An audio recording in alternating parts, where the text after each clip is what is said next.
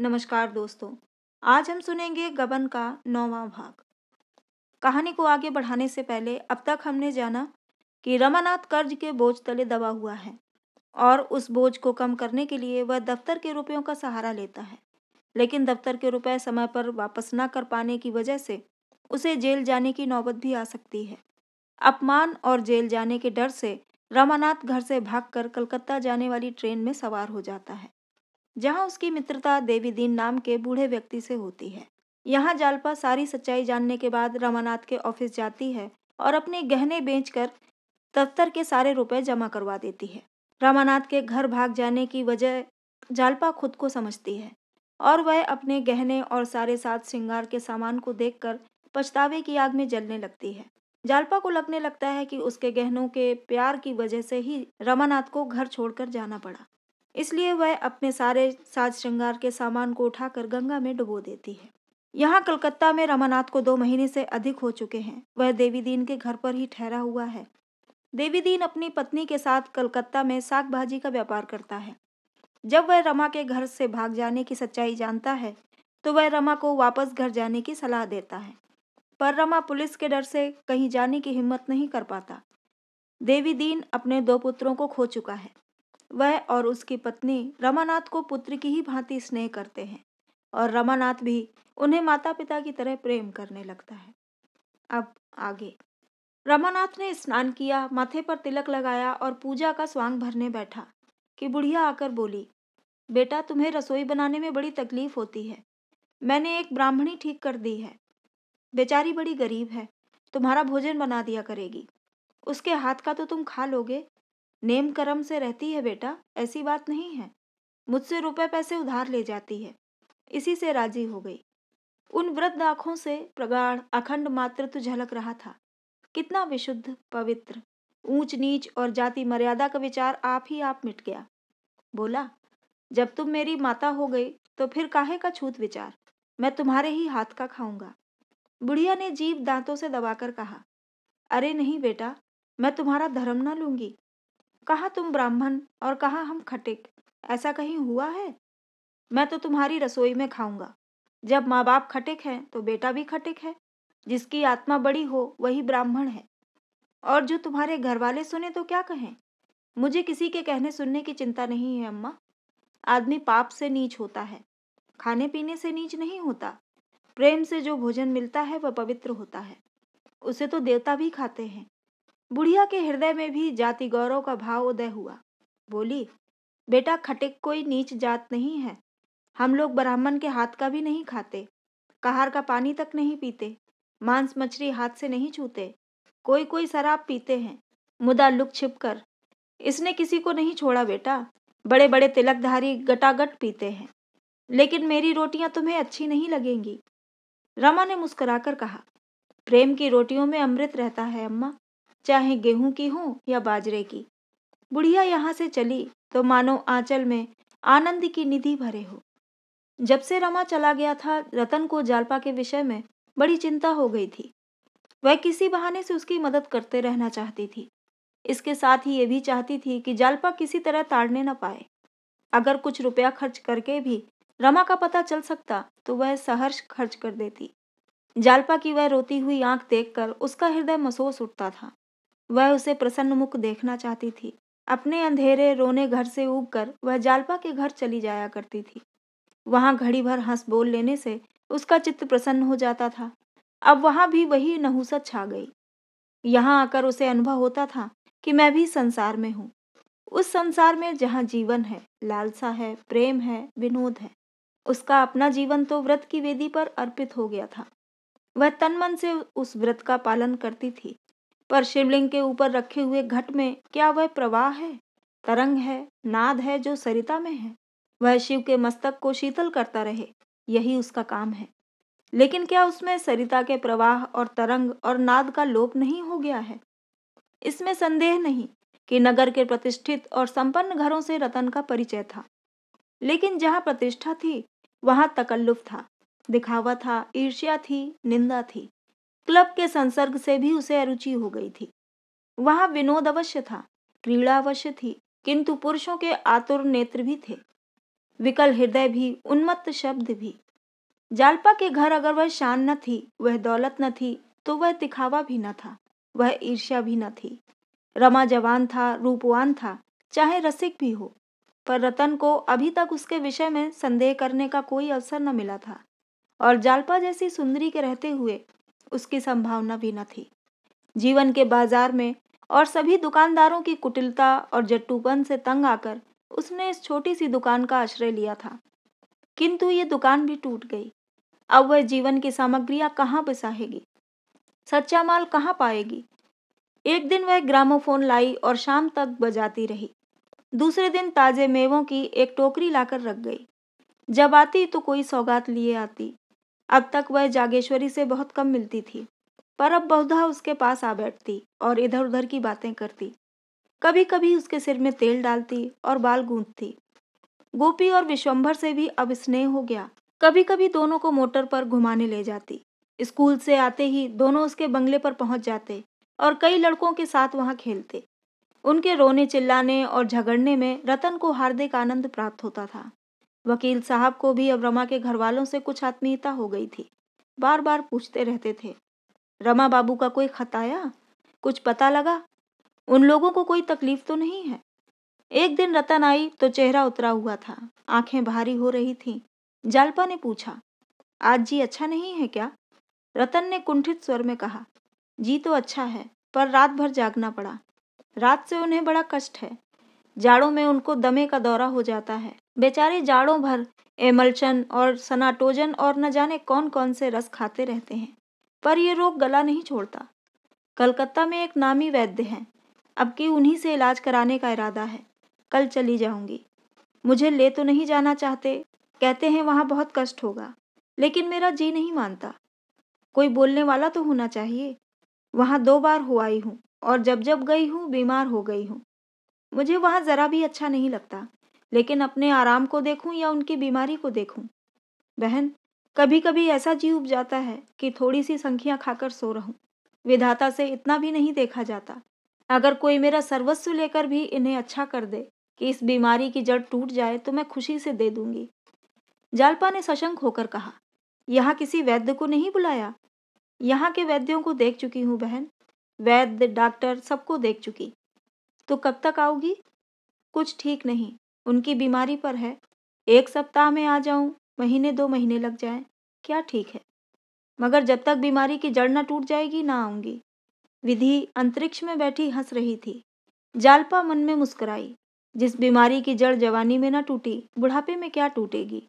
लेकिन इस सदिच्छा से सहानुभूति न रखना असंभव था। बोली, ईश्वर चाहेंगे तो वह वहां से जल्द अच्छे होकर लौटेंगे बहन। तुम भी चलती तो बड़ा आनंद आता। जालपा ने करुण भाव से कहा, क्या चलूं बहन, जाने भी पाऊं? यहाँ दिन भर ये आशा लगी रहती है कि कोई खबर मिलेगी। वहां मेरा जी और घबराया करेगा। मेरा दिल तो कहता है कि बाबूजी कलकत्ता में हैं। तो जरा इधर उधर खोजना, अगर कहीं पता मिले तो मुझे तुरंत खबर देना। ये तुम्हारे कहने की बात नहीं है जालपा, ये मुझे मालूम है।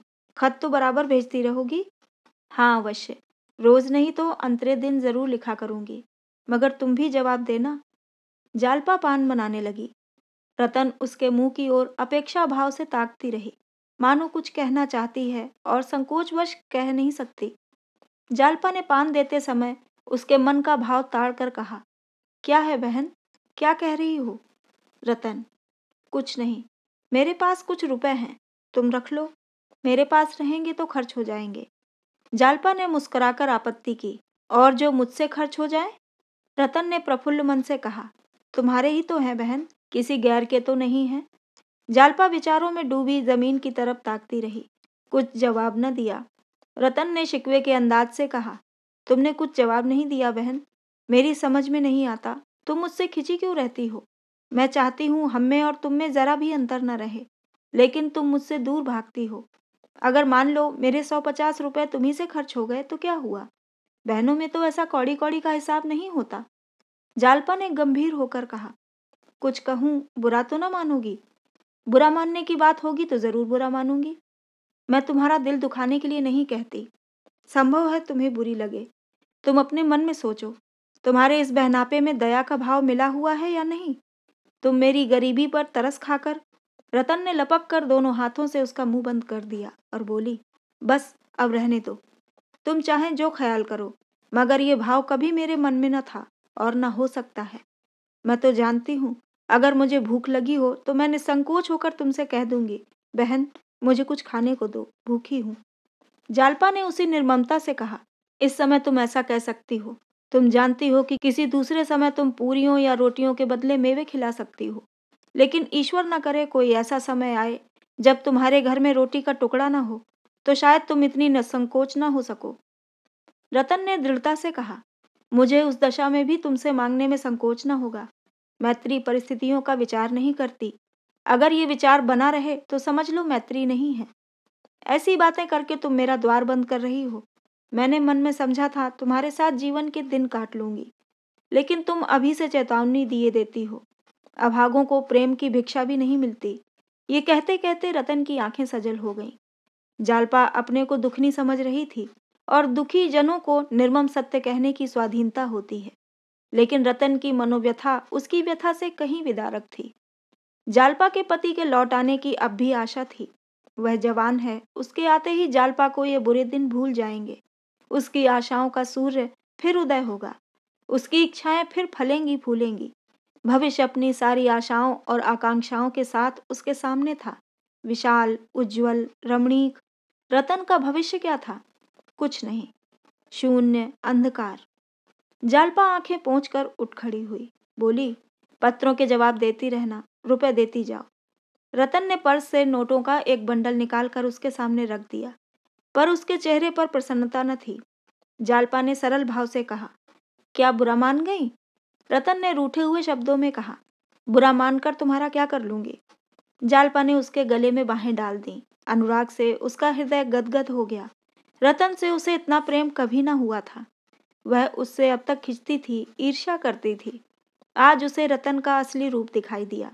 ये सचमुच अभागिनी है, और मुझसे बढ़कर। एक क्षण बाद रतन आंखों में आंसू और हंसी एक साथ भरे विदा हो गई। कलकत्ता में वकील साहब ने ठहरने का पहले ही इंतजाम कर लिया था। कोई कष्ट न हुआ। रतन ने महाराज और टीमल कहार को साथ ले लिया था। दोनों वकील साहब के पुराने नौकर थे और घर के से आदमी हो गए थे। शहर के बाहर एक बंगला था, उसके 3 कमरे मिल गए। इससे ज्यादा जगह की वहां जरूरत भी न थी। हाते में तरह तरह के फल पौधे लगे हुए थे। स्थान बहुत सुंदर मालूम होता था। पास पड़ोस में और कितने ही बंगले थे। शहर के लोग उधर हवाखोरी के लिए जाया करते थे और हरे होकर लौटते थे, पर रतन को वह जगह फाड़े खाती थी। बीमार के साथ वाले भी बीमार होते हैं। उदासों के लिए स्वर्ग भी उदास है। शगश्र ने वकील साहब को और भी शिथिल कर दिया था। 2-3 दिन तो उनकी दशा उससे भी खराब रही, जैसी प्रयाग में थी। लेकिन दवा शुरू होने के 2-3 दिन बाद वह कुछ संभलने लगे। रतन सुबह से आधी रात तक उनके पास ही कुर्सी डाले बैठी रहती। स्नान भोजन की भी सुधि न रहती। वकील साहब चाहते थे कि ये यहाँ से हट जाए तो दिल खोलकर कराहें। उसे तस्कीन देने के लिए वह अपनी दशा को छिपाने की चेष्टा करते रहते थे। वह पूछती, आज कैसी तबीयत है? तो वह फीकी मुस्कुराहट के साथ कहते, आज तो जी बहुत हल्का मालूम होता है। बेचारे सारी रात करवटें बदल कर काटते थे। पर रतन पूछती, रात नींद आई थी? तो कहते, हाँ खूब सोया। रतन पथ्य सामने ले जाती तो अरुचि होने पर भी खा लेते। रतन समझती अब ये अच्छे हो रहे हैं। कविराज जी से भी वह यही समाचार कहती। वह भी अपने उपचार की सफलता पर प्रसन्न थे। एक दिन वकील साहब ने रतन से कहा, मुझे डर है कि मुझे अच्छा होकर तुम्हारी दवा न करनी पड़े। रतन ने प्रसन्न होकर कहा, इससे बढ़कर क्या बात होगी? मैं तो ईश्वर से मनाती हूँ कि तुम्हारी बीमारी मुझे दे दें। शाम को घूम आया करो। अगर बीमार पड़ने की इच्छा हो तो मेरे अच्छे हो जाने पर पड़ना। कहाँ जाऊँ? मेरा तो कहीं जाने को जी ही नहीं चाहता। मुझे यहीं सबसे अच्छा लगता है। वकील साहब को एकाएक रमानाथ का ख्याल आ गया। बोले, जरा शहर के पार्कों में घूम घाम कर देखो, शायद रमानाथ का पता चल जाए। रतन को अपना वादा याद आ गया। रमा को पा जाने की आनंदमय आशा ने एक क्षण के लिए उसे चंचल कर दिया। कहीं वह पार्क में बैठे मिल जाएं तो पूछूं, कहिए बाबूजी, आप कहाँ भाग कर जाइएगा? इस कल्पना से उसकी मुद्रा खिल उठी। बोली, जालपा से मैंने वादा तो किया था कि पता लगाऊंगी, पर यहाँ आकर भूल गई। वकील साहब ने साग्रह कहा, आज चली जाओ। आज क्या, शाम को रोज घंटे भर के लिए निकल जाया करो। रतन ने चिंतित होकर कहा, लेकिन चिंता तो लगी रहेगी। वकील साहब ने मुस्कुराकर कहा, मेरी, मैं तो अच्छा हो रहा हूँ। रतन ने संदिग्ध भाव से कहा, अच्छा, चली जाऊंगी। रतन को कल से वकील साहब के आश्वासन पर कुछ संदेह होने लगा था। उनकी चेष्टा से अच्छे होने का कोई लक्षण उसे न दिखाई देता था। इनका चेहरा क्यों दिन दिन पीला पड़ता जाता है? उनकी आंखें क्यों हरदम बंद रहती हैं? देह क्यों दिन दिन घुलती जाती है? महाराज और कहार से वह ये शंका न कह सकती थी। कविराज से पूछते उसे संकोच होता था। अगर कहीं रमा मिल जाते तो उनसे पूछती। वह इतने दिनों से यहाँ है, किसी दूसरे डॉक्टर को दिखाती। इन कविराज जी से उसे कुछ कुछ निराशा हो चली थी। जब रतन चली गई तो वकील साहब ने टीमल से कहा, मुझे जरा उठाकर बिठा दो टीमल। पड़े पड़े कमर सीधी हो गई। एक प्याली चाय पिला दो। कई दिन हो गए चाय की सूरत नहीं देखी। ये पथ्य मुझे मारे डालता है। दूध देखकर ज्वर चढ़ाता है, पर उनकी खातिर से पी लेता हूँ। मुझे तो इन कविराज की दवा से कोई फायदा नहीं मालूम होता। तुम्हें क्या मालूम होता है? टीमल ने वकील साहब को तकिए के सहारे बैठाकर कहा, बाबूजी सो देख ले। यह तो मैं पहले ही कहने वाला था। सो देख ले, बहू जी के डर के मारे नहीं कहता था। वकील साहब ने कई मिनट चुप रहने के बाद कहा, मैं मौत से डरता नहीं टीमल, बिल्कुल नहीं। मुझे स्वर्ग और नरक पर बिल्कुल विश्वास नहीं है। अगर संस्कारों के अनुसार आदमी को जन्म लेना पड़ता है तो मुझे विश्वास है मेरा जन्म किसी अच्छे घर में होगा। फिर भी मरने को जी नहीं चाहता। सोचता हूँ, मर गया तो क्या होगा? टीमल ने कहा, बाबूजी सो देख ले, आप ऐसी बातें ना करें। भगवान चाहेंगे तो आप अच्छे हो जाएंगे। किसी दूसरे डॉक्टर को बुलाऊं? आप लोग तो अंग्रेजी पढ़े हैं। सो देख ले, कुछ मानते ही नहीं। मुझे तो कुछ और ही संदेह हो रहा है। कभी कभी गंवारों की भी सुन लिया करो। सो देख ले, आप मानो चाहे ना मानो, मैं तो एक सयाने को लाऊंगा। बंगाल के ओझे सयाने मशहूर हैं। वकील साहब ने मुंह उधर लिया। प्रेत बाधा का वह हमेशा मजाक उड़ाया करते थे। कई ओझों को पीट चुके थे। उनका ख्याल था ये प्रवंचना है, ढोंग है। लेकिन इस वक्त उनमें इतनी शक्ति भी न थी कि टीमल के इस प्रस्ताव का विरोध करते। मुंह उधर कर लिया। महाराज ने चाय लाकर कहा, सरकार, चाय लाया हूँ। वकील साहब ने चाय के प्याले को क्षुधित नजरों से देखकर कहा, ले जाओ, अब न पीऊंगा। उन्हें मालूम होगा तो दुखी होंगी। क्यों महाराज, जब से मैं आया हूँ मेरा चेहरा कुछ हरा हुआ है? महाराज ने टीमल की ओर देखा। वह हमेशा दूसरों की राय देखकर राय दिया करते थे। खुद सोचने की शक्ति उसमें न थी। अगर टीमल ने कहा है आप अच्छे हो रहे हैं तो वह भी इसका समर्थन करेंगे। टीमल ने इसके विरुद्ध कहा है तो उन्हें भी इसके विरुद्ध ही कहना चाहिए। टीमल ने उनके असमंजस को भांपकर कहा, हरा क्यों नहीं हुआ है? हाँ, जितना होना चाहिए उतना नहीं हुआ। महाराज बोले, हाँ, कुछ हरा जरूर हुआ है, मुदा बहुत कम। वकील साहब ने कुछ जवाब न दिया। 2-4 वाक्य बोलने के बाद वह शिथिल हो जाते थे और 10-5 मिनट शांत अचेत पड़े रहते थे। कदाचित उन्हें अपनी दशा का यथार्थ ज्ञान हो चुका था। उसके मुख पर, बुद्धि पर, मस्तिष्क पर मृत्यु की छाया पड़ने लगी थी। अगर कुछ आशा थी तो इतनी ही कि शायद मन की दुर्बलता से उन्हें अपनी दशा इतनी हीन मालूम होती हो। उनका दम अब पहले से ज्यादा फूलने लगा था। कभी कभी तो ऊपर की सांस ऊपर ही रह जाती थी। जान पड़ता था बस अब प्राण निकला। भीषण प्राण वेदना होने लगती थी। कौन जाने कब यही अवरोध एक क्षण और बढ़कर जीवन का अंत कर दे। सामने उद्यान में चांदनी कोहरे की चादर ओढ़े जमीन पर पड़ी सिसक रही थी। फल और पौधे मलिन मुख सिर झुकाए आशा और भय से विकल हो होकर मानो उसके वक्ष पर हाथ रखते थे, उसकी शीतल देह को स्पर्श करते थे और आंसू की 2 बूंदें गिराकर फिर उसी भांति देखने लगते थे। सहसा वकील साहब ने आंखें खोली। आंखों के दोनों कोनों में आंसू की बूंदें मचल रही थीं। क्षीण स्वर में बोले, टीमल, क्या सिद्धू आए थे? फिर इस प्रश्न पर आप ही लज्जित हो मुस्कुराते हुए बोले, मुझे ऐसा मालूम हुआ जैसे सिद्धू आए हों। फिर गहरी सांस लेकर चुप हो गए और आंखें बंद कर लीं। सिद्धू उस बेटे का नाम था जो जवान होकर मर गया था। इस समय वकील साहब को बराबर उसी की याद आ रही थी। कभी उसका बालपन सामने आ जाता, कभी उसका मरना आगे दिखाई देने लगता। कितने स्पष्ट, कितने सजीव चित्र थे। उनकी स्मृति कभी इतनी मूर्तिमान, इतनी चित्रमय न थी। कई मिनट के बाद उन्होंने फिर आंखें खोली और इधर-उधर खोई हुई आंखों से देखा। उन्हें अभी ऐसा जान पड़ता था कि मेरी माता आकर पूछ रही है, बेटा, तुम्हारा जी कैसा है? सहसा उन्होंने टीमल से कहा, यहाँ आओ, किसी वकील को बुला लाओ। जल्दी जाओ, नहीं वह घूम कर आती होंगी। इतने में मोटर का हॉर्न सुनाई दिया और एक पल में रतन आ पहुंची। वकील को बुलाने की बात उड़ गई। वकील साहब ने प्रसन्न मुख होकर पूछा, कहाँ कहाँ गई? कुछ उसका पता मिला? रतन ने उनके माथे पर हाथ रखते हुए कहा, कई जगह देखा, कहीं न दिखाई दिए। इतने बड़े शहर में सड़कों का पता तो जल्दी चलता नहीं, वह भला क्या मिलेंगे? दवा खाने का समय तो आ गया ना? वकील साहब ने दबी जबान से कहा, लाओ खा लूं। रतन ने दवा निकाली और उन्हें उठाकर पिलाई। इस समय वह न जाने क्यों कुछ भयभीत सी हो रही थी। एक अस्पष्ट, अज्ञात शंका उसके हृदय को दबाए हुए थी। एकाएक उसने कहा, उन लोगों में से किसी को तार दे दूं? वकील साहब ने प्रश्न की आंखों से देखा, फिर आप ही आप उसका आशय समझकर बोले, नहीं नहीं, किसी को बुलाने की जरूरत नहीं, मैं अच्छा हो रहा हूँ। फिर एक क्षण के बाद सावधान होने की चेष्टा करके बोले, मैं चाहता हूँ कि अपनी वसीयत लिखवा दूं। जैसे एक शीतल तीव्र बाण रतन के पैर से घुसकर सिर से निकल गया, मानो उसकी देह के सारे बंधन खुल गए, सारे अवयव बिखर गए, उसके मस्तिष्क के सारे परमाणु हवा में उड़ गए, मानो नीचे से धरती निकल गई, ऊपर से आकाश निकल गया और अब वह निराधार, निस्पंद, निर्जीव खड़ी है। अवरुद्ध, अश्रुकंपित कंठ से बोली, घर से किसी को बुलाऊं? यहाँ किससे सलाह ली जाए? कोई भी तो अपना नहीं है। अपनों के लिए इस समय रतन अधीर हो रही थी। कोई भी तो अपना होता जिस पर वह विश्वास कर सकती, जिससे सलाह ले सकती।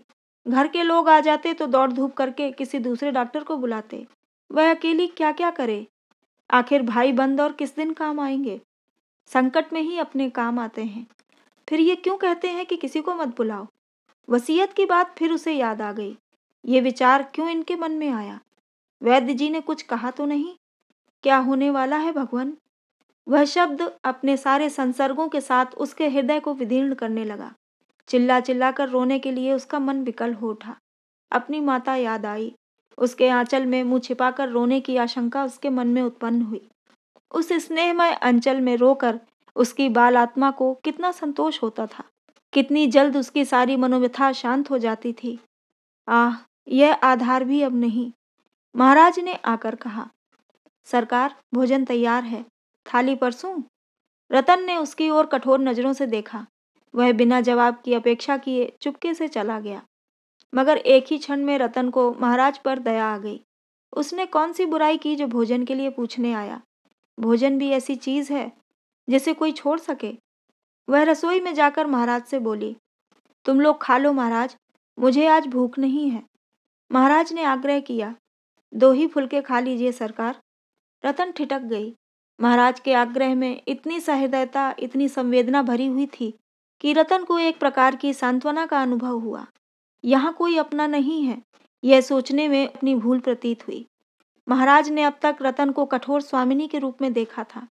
वही स्वामिनी आज उसके सामने खड़ी मानो सहानुभूति की भिक्षा मांग रही थी। उसकी सारी सद्वृत्तियां उमड़ उठीं। रतन को उसके दुर्बल मुख पर अनुराग का तेज नजर आया। उसने पूछा, क्यों महाराज, बाबूजी को इस कविराज की दवा से कोई लाभ हो रहा है? महाराज ने डरते डरते वही शब्द दोहरा दिए जो आज वकील साहब से कहे थे। कुछ कुछ तो हो रहा है, लेकिन जितना होना चाहिए उतना नहीं। रतन ने अविश्वास के अंदाज से देखकर कहा, तुम भी मुझे धोखा देते हो महाराज? महाराज की आंखें डबडबा गईं। बोले, भगवान सब अच्छा ही करेंगे बहू जी, घबराने से क्या होगा, अपना तो कोई बस नहीं है। रतन ने पूछा, यहाँ कोई ज्योतिषी न मिलेगा? जरा उससे पूछते, कुछ पूजा पाठ भी करा लेने से अच्छा होता है। महाराज ने तुष्टि के भाव से कहा, ये तो मैं पहले ही कहने वाला था बहू जी, लेकिन बाबूजी का मिजाज तो जानती हो, इन बातों से वह कितना बिगड़ते हैं। रतन ने दृढ़ता से कहा, सवेरे किसी को जरूर बुला लाना। सरकार चिढ़ेंगे। मैं तो कहती हूँ ये कहती हुई वह कमरे में आई और रोशनी के सामने बैठकर जालपा को पत्र लिखने लगी। बहन, कह नहीं सकती क्या होने वाला है। आज मुझे मालूम हुआ है कि मैं अब तक मीठे भ्रम में पड़ी हुई थी। बाबूजी अब तक मुझसे अपनी दशा छिपाते थे, मगर आज ये बात उनके काबू से बाहर हो गई। तुमसे क्या कहूँ, आज ये वसीयत लिखने की चर्चा कर रहे थे, मैंने ही टाला। दिल घबरा रहा है बहन।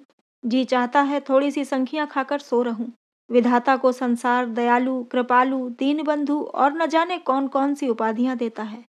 मैं कहती हूँ उससे निर्दयी, निर्मम, निष्ठुर कोई शत्रु भी नहीं हो सकता। पूर्व जन्म का संस्कार केवल मन को समझाने की चीज है। जिस दंड का हेतु ही हमें न मालूम हो, उस दंड का मूल ही क्या? वह तो जबरदस्त की लाठी है, जो आघात करने के लिए कोई कारण गढ़ लेती है। इस अंधेरे, निर्जन, कांटों से भरे हुए जीवन मार्ग में मुझे केवल एक टिमटिमाता हुआ दीपक मिला था।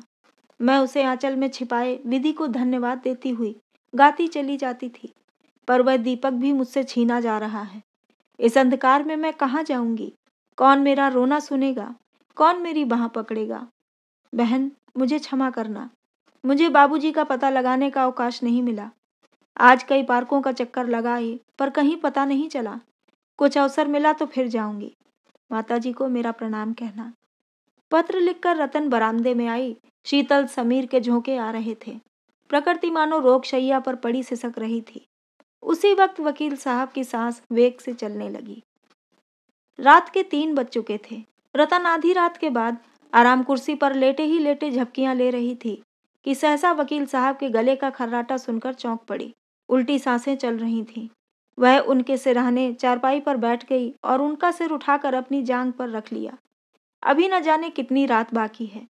मेज पर रखी हुई छोटी घड़ी की ओर देखा। अभी 3 बजे थे। सवेरा होने में 4 घंटे की देर थी। कविराज कहीं 9 बजे आएंगे। ये सोचकर वह हताश हो गई। अभागिनी रात क्या अपना काला मुंह लेकर विदा न होगी? मालूम होता है एक युग हो गया। कई मिनट के बाद वकील साहब की सांस रुकी। सारी देह पसीने में तर थी। हाथ से रतन को हट जाने का इशारा किया और तकिए पर सिर रखकर फिर आंखें बंद कर लीं। एकाएक उन्होंने क्षीण स्वर में कहा, रतन, अब विदाई का समय आ गया। मेरे अपराध। उन्होंने दोनों हाथ जोड़ लिए और उसकी ओर दीन याचना की आंखों से देखा। कुछ कहना चाहते थे, पर मुंह से आवाज न निकली। रतन ने चीखकर कहा, टीमल, महाराज, क्या दोनों मर गए? महाराज ने आकर कहा, मैं सोया थोड़े ही था बहू जी। क्या बाबूजी? रतन ने डांटकर कहा, बको मत, जाकर कविराज को बुला लाओ। कहना अभी चलिए। महाराज ने तुरंत अपना पुराना ओवरकोट पहना, सोटा उठाया और चल दिया। रतन उठकर स्टोव जलाने लगी कि शायद सेंक से कुछ फायदा हो। उसकी सारी घबराहट, सारी दुर्बलता, सारा शोक मानो लुप्त हो गया। उसकी जगह एक प्रबल आत्मनिर्भरता का उदय हुआ। कठोर कर्तव्य ने उसके सारे अस्तित्व को सचेत कर दिया। स्टोव जलाकर उसने रुई के गाले से छाती को सेंकना शुरू किया। कोई 15 मिनट तक ताबड़तोड़ सेंकने के बाद वकील साहब की सांस कुछ थमी। आवाज काबू में हुई। रतन के दोनों हाथ अपने गालों पर रखकर बोले, तुम्हें बड़ी तकलीफ हो रही है मुन्नी। क्या जानता था इतनी जल्दी ये समय आ जाएगा। मैंने तुम्हारे साथ बड़ा अन्याय किया है प्रिय। ओह, कितना बड़ा अन्याय। मन की सारी लालसा मन में रह गई। मैंने तुम्हारे जीवन का सर्वनाश कर दिया। क्षमा करना। यही अंतिम शब्द थे जो उनके मुंह से निकले। यही जीवन का अंतिम सूत्र था। यही मोह का अंतिम बंधन था। रतन ने द्वार की ओर देखा। अभी तक महाराज का पता न था। हाँ, टीमल खड़ा था और सामने अथाह अंधकार जैसे अपने जीवन की अंतिम वेदना से मूर्छित पड़ा था। रतन ने कहा, टीमल, जरा पानी गर्म करोगे? टीमल ने वहीं खड़े खड़े कहा, पानी गर्म करके क्या करोगी बहू जी? गोदान करा दो। 2 बूंद गंगा जल मुंह में डाल दो। रतन ने पति की छाती पर हाथ रखा। छाती गर्म थी। उसने फिर द्वार की ओर ताका। महाराज न दिखाई दिए। वह अब भी सोच रही थी, कविराज जी आ जाते तो शायद इनकी हालत संभल जाती। पछता रही थी कि इन्हें यहाँ क्यों लाई। कदाचित रास्ते की तकलीफ और जलवायु ने बीमारी को असाध्य कर दिया। ये भी पछतावा हो रहा था कि मैं संध्या समय क्यों घूमने चली गई। शायद इतनी ही देर में इन्हें ठंड लग गई। जीवन एक दीर्घ पश्चाताप के सिवा और क्या है। पछतावे की 1-2 बात थी। इस 8 साल के जीवन में मैंने पति को क्या आराम पहुंचाया। वह 12 बजे रात तक कानूनी पुस्तकें देखते रहते थे। मैं पड़ी सोती रहती थी। वह संध्या समय भी मुवक्किलों के मामले की बातें करते थे। मैं पार्क और सिनेमा की सैर करती थी। बाजारों में मटर गश्ती करती थी। मैंने इन्हें धनोपार्जन के एक यंत्र के सिवा और क्या समझा। ये कितना चाहते थे कि मैं इनके साथ बैठूं और बातें करूं, पर मैं भागती फिरती थी। मैंने कभी इनके हृदय के समीप जाने की चेष्टा नहीं की, कभी प्रेम की दृष्टि से नहीं देखा। अपने घर में दीपक न जलाकर दूसरों के उजाले घर का आनंद उठाती फिरी। मनोरंजन के सिवा मुझे और कुछ सूझता ही न था। विलास और मनोरंजन, यही मेरे जीवन के दो लक्ष्य थे। अपने जले हुए दिल को इस तरह शांत करके मैं संतुष्ट थी। खीर और मलाई की थाली क्यों न मुझे मिली, इसी क्षोभ में मैंने अपनी रोटियों को लात मार दी। आज रतन को उस प्रेम का पूर्ण परिचय मिला जो इस विदा होने वाली आत्मा को उससे था। वह इस समय भी उसी की चिंता में मग्न थी। रतन के लिए जीवन में फिर भी कुछ आनंद था, कुछ रुचि थी, कुछ उत्साह था। इनके लिए जीवन में कौन सा सुख था? न खाने पीने का सुख, न मेले तमाशे का शौक। जीवन क्या एक दीर्घ तपस्या थी जिसका मुख्य उद्देश्य कर्तव्य पालन था। क्या रतन उनका जीवन सुखी ना बना सकती थी? क्या एक क्षण के लिए कठोर कर्तव्य की चिंताओं से उन्हें मुक्त न कर सकती थी? कौन कह सकता है कि विराम और विश्राम से ये बुझने वाला दीपक कुछ दिन और न प्रकाशमान रहता? लेकिन उसने कभी अपने पति के प्रति अपना कर्तव्य ही न समझा। उसकी अंतरात्मा सदैव विद्रोह करती रही, केवल इसलिए कि इनसे मेरा संबंध क्यों हुआ। क्या उस विषय में सारा अपराध इन्हीं का था? कौन कह सकता है कि दरिद्र माता पिता ने मेरी और भी दुर्गति न की होती?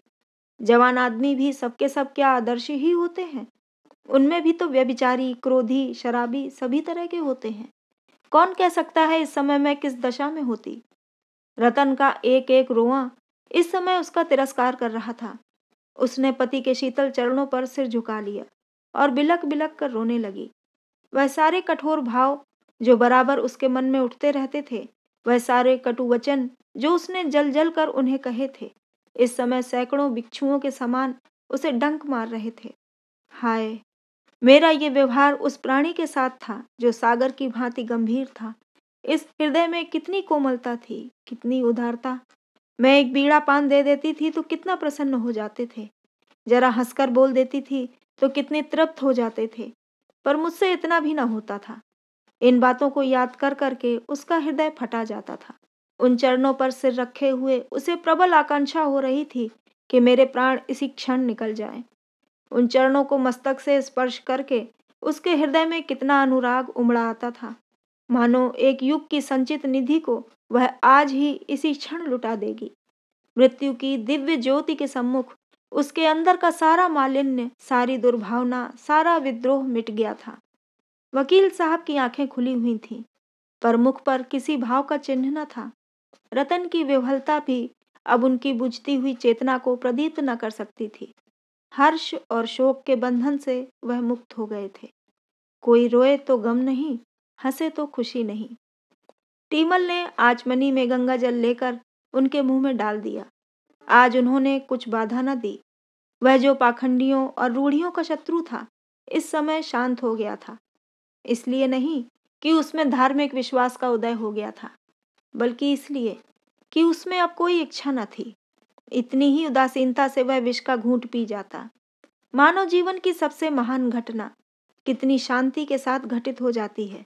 वह विश्व का एक महान अंग, वह महत्वाकांक्षाओं का एक प्रचंड सागर, वह उद्योग का अनंत भंडार, वह प्रेम और द्वेष, सुख और दुख का लीला क्षेत्र, वह बुद्धि और बल की रंग भूमि न जाने कब और कहाँ लीन हो जाती है, किसी को खबर नहीं होती।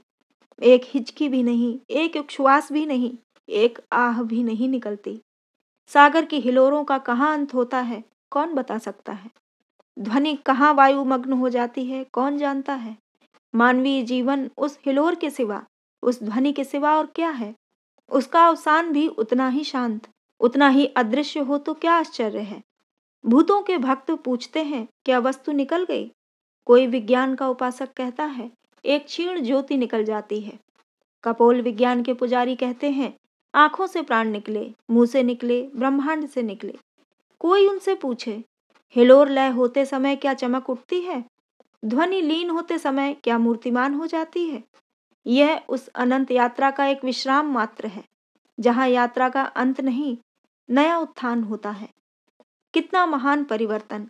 वह जो मच्छर के डंक को सहन न कर सकता था, अब उसे चाहे मिट्टी में दबा दो, चाहे अग्नि चिता पर रख दो, उसके माथे पर बल तक न पड़ेगा।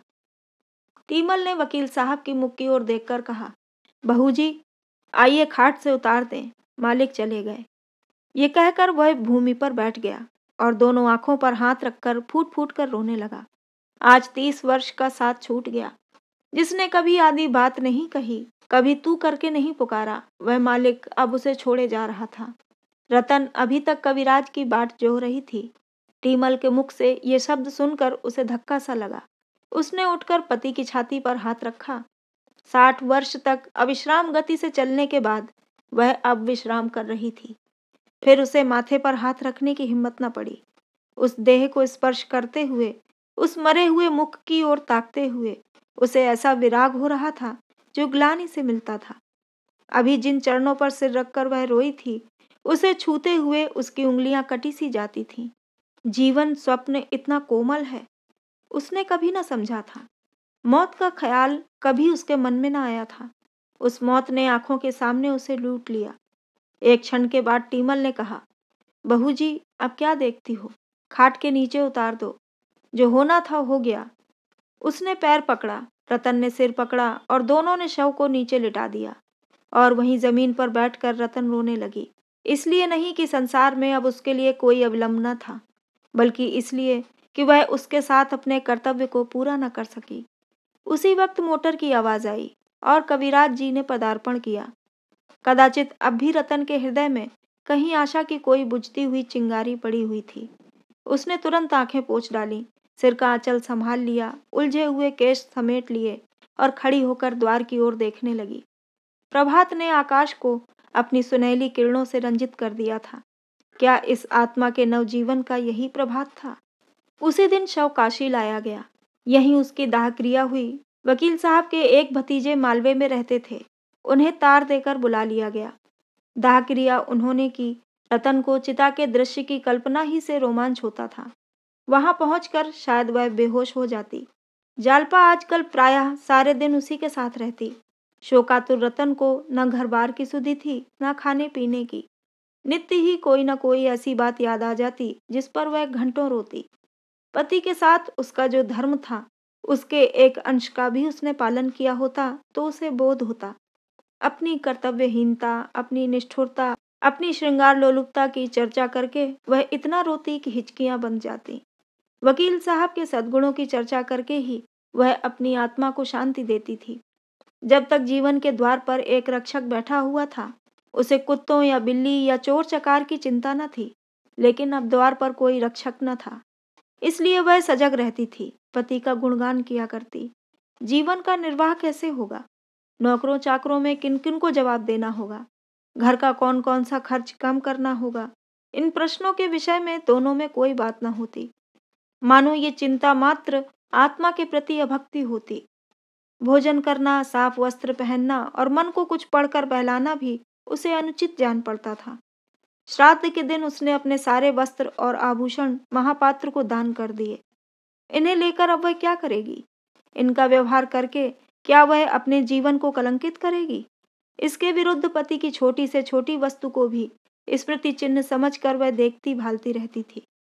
उसका स्वभाव इतना कोमल हो गया था कि कितनी ही बड़ी हानि हो जाए, उसे क्रोध न आता था।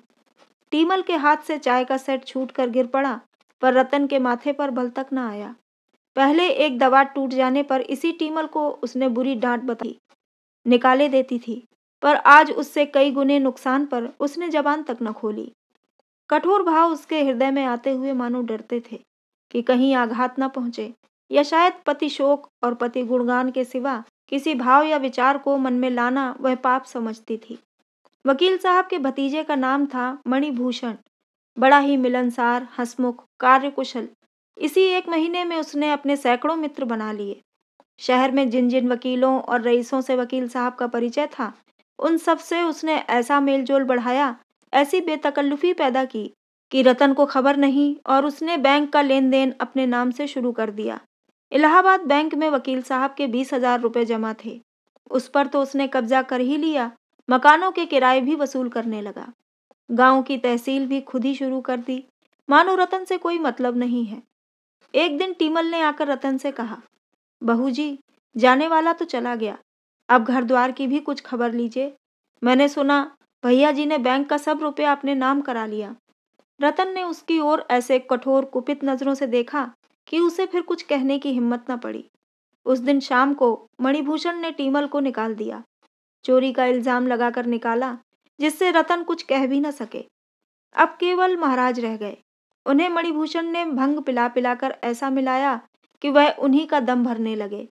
मेहरी से कहते, बाबूजी का बड़ा रईसाना मिजाज है, कोई सौदा लाओ कभी नहीं पूछते कितने का लाए। बड़ों के घर में बड़े ही होते हैं।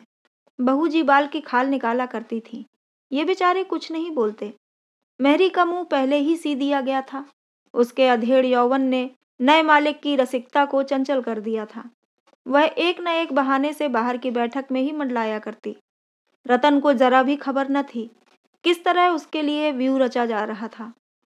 एक दिन मणिभूषण ने रतन से कहा, काकी जी, अब तो मुझे यहाँ रहना व्यर्थ मालूम होता है। मैं सोचता हूँ अब आपको लेकर घर चला जाऊँ। वहाँ आपकी बहू आपकी सेवा करेगी, बाल बच्चों में आपका जी बहल जाएगा और खर्च भी कम हो जाएगा। आप कहें तो ये बंगला बेच दिया जाए, अच्छे दाम मिल जाएंगे।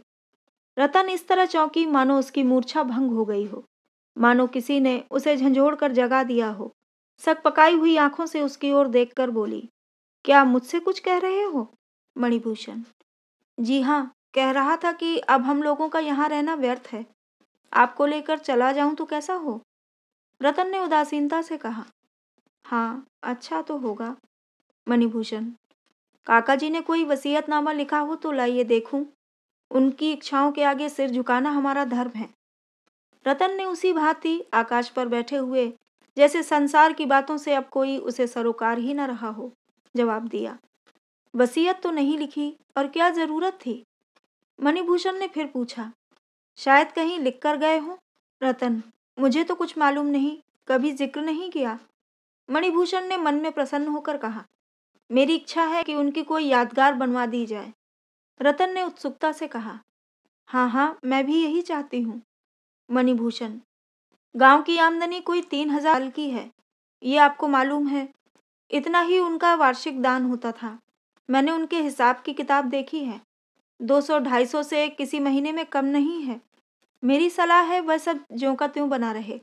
रतन ने प्रसन्न होकर कहा, हाँ और क्या? मणिभूषण, तो गांव की आमदनी तो धर्मार्थ पर अर्पण कर दी जाए। मकानों का किराया कोई 200 रुपये महीना है, इससे उनके नाम पर एक छोटी सी संस्कृत पाठशाला खोल दी जाए। रतन, बहुत अच्छा होगा। मणिभूषण, और ये बंगला बेच दिया जाए, इस रुपए को बैंक में रख दिया जाए। रतन, बहुत अच्छा होगा, मुझे रुपए पैसे की अब क्या जरूरत है। मणिभूषण, आपकी सेवा के लिए तो हम सब हाजिर हैं। मोटर भी अलग कर दी जाए, अभी से ये फिक्र की जाएगी तब जाकर कहीं 2-3 महीने में फुर्सत मिलेगी। रतन ने लापरवाही से कहा, अभी जल्दी क्या है, कुछ रुपए बैंक में तो हैं। मणिभूषण, बैंक में कुछ रुपए थे, मगर महीने भर से खर्च भी तो हो रहे हैं। 1,500 पड़े होंगे। यहाँ तो रुपए जैसे हवा में उड़ जाते हैं। मुझसे तो इस शहर में एक महीना भी ना रहा जाए। मोटरों को तो जल्द ही निकाल देना चाहिए। रतन ने इसके जवाब में भी यही कह दिया, अच्छा तो होगा। वह उस मानसिक दुर्बलता की दशा में थी जब मनुष्य को छोटे छोटे काम भी असूझ मालूम होने लगते हैं। मणिभूषण की कार्यकुशलता ने एक प्रकार से उसे पराभूत कर दिया था। इस समय जो उसके साथ थोड़ी सी भी सहानुभूति दिखा देता, उसी को वह अपना शुभचिंतक समझने लगती। शोक और मनस्ताप ने उसके मन को इतना कोमल और नर्म बना दिया था कि उस पर किसी की भी छाप पड़ सकती थी। उसकी सारी मलिनता और भिकैता मानो भस्म हो गई थी। वह सभी को अपना समझती थी। उसे किसी पर संदेह न था, किसी से शंका न थी। कदाचित उसके सामने कोई चोर भी उसकी संपत्ति का अपहरण करता तो वह शोर न मचाती। तो दोस्तों, आज के भाग में इतना ही। कहानी आपको पसंद आ रही हो तो वीडियो को लाइक कर दीजिएगा, चैनल को सब्सक्राइब जरूर कर लीजिएगा। तो मिलते हैं अगले भाग में आगे की कहानी के साथ। नमस्कार।